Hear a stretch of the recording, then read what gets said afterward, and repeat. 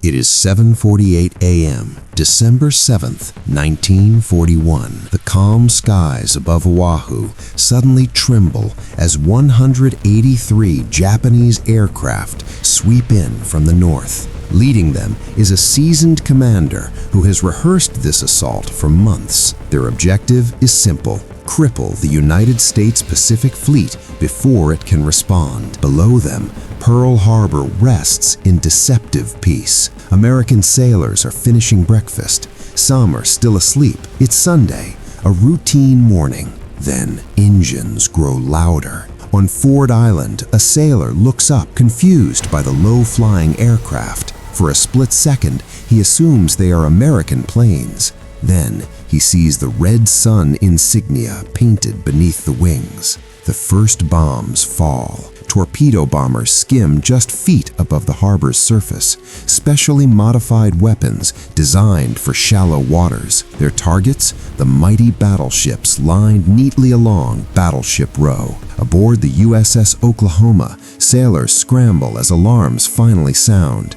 But ammunition lockers are sealed. Officers with the keys are ashore. There is almost no time to react. A torpedo slams into the hull. Steel tears open. Water floods in violently. The massive ship begins to roll. Decks tilt. Ladders become walls. Men struggle upward as the vessel capsizes, trapping hundreds inside. Minutes later, dive bombers scream downward toward the USS Arizona. At 8:06 a.m., a heavy bomb pierces her forward deck and detonates deep within her magazine storage. The explosion is catastrophic. Fire erupts in a towering inferno. The battleship is ripped apart in seconds. Flaming debris rains into the harbor. Sailors are thrown into burning, oil-covered water. Smoke columns rise across the fleet. The Oklahoma lies upside down. The Arizona burns uncontrollably. But as Japanese pilots circle overhead, a troubling realization spreads among them. The American carriers are missing. They are not in port.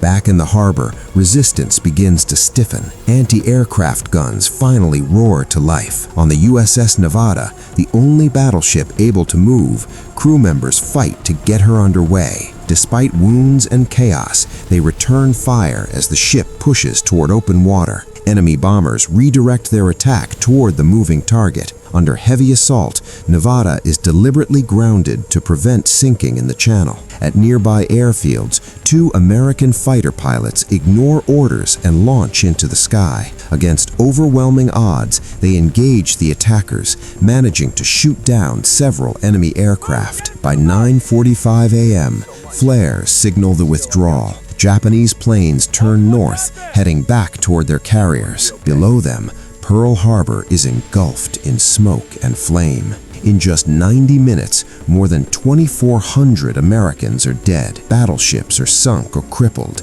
Airfields are shattered. It appears to be a decisive Japanese victory. But strategically, something vital has survived. The American carriers are untouched. Fuel depots, repair yards, and submarine facilities remain operational. The blow was devastating, but not fatal. The following day, President Franklin D. Roosevelt addresses Congress, calling December 7th a date which will live in infamy. America, once divided, unites overnight. What Japan intended as a knockout punch instead awakened an industrial and military giant. The Pacific War had just begun.